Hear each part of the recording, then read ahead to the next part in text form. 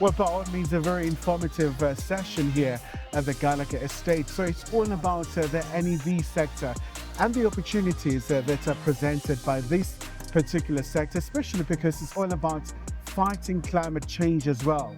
This is South Africa's one of the key pillars for South Africa's G20 presidency. But joining us now to hear from the perspective of Gauteng government, we're joined by MEC for Finance and Economic Development, Lebogang Maile. So MEC, once again, thank you so much for your time. I think we cannot run away from the issue of the geopolitical issues and how it's affecting the automotive sector. But let's look at the importance of today, MEC, especially in the context of Gauteng, how you're positioning yourself as a key hub for new EVs.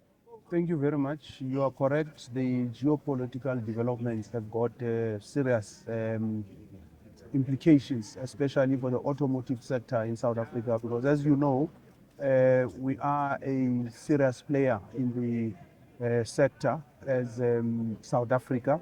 You will know that 22% of the manufacturing activities that are taking place in South Africa, the automotive sector contributes about that percentage, 22%.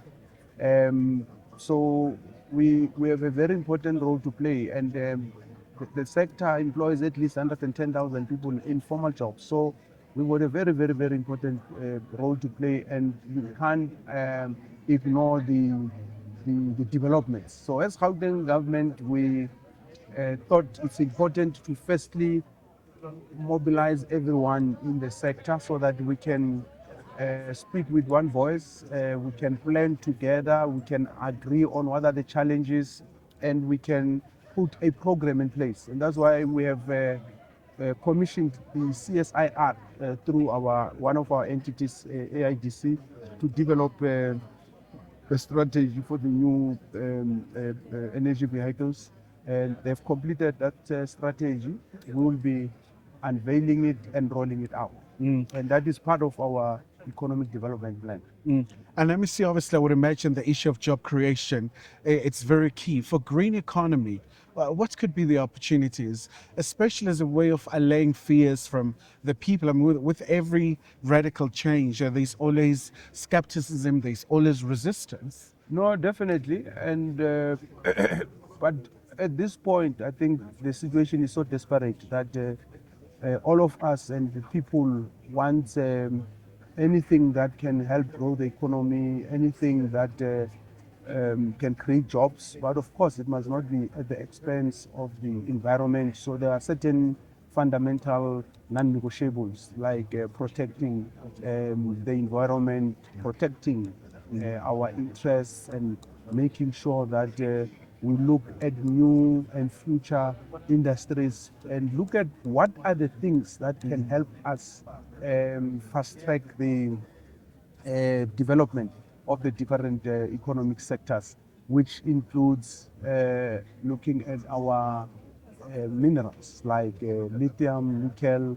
How do we optimize them? One of the things we're saying here is that the national government is already putting a strategy on how to exploit and leverage our natural resources. I mean, so what about the lessons from the likes of China? It appears to be leading in the EVs, and you're part of BRICS, you're part of G20.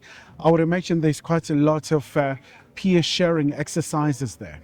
China is a star performer in many areas, and I think they have mastered the art of execution. One of the things we can learn from them is perfecting that art of the execution. We also got a lot of good plans, but we move a bit slow in implementing. So we will also be working on sharpening our skills and ability to implement.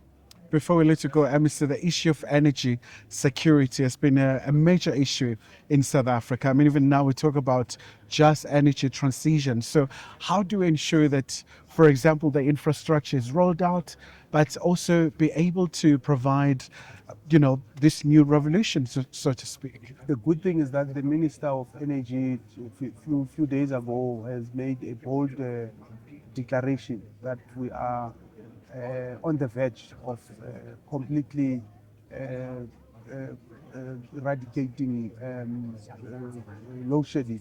And that is good news. But he went further to say we are also looking at the affordability of energy. And I think it's important for consumers, for households, and for business.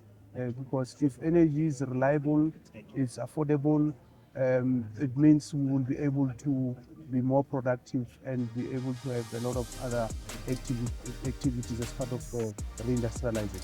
All right. Mr. Maile, thank you so much indeed, sir, for your time. So obviously quite a lot here as expected.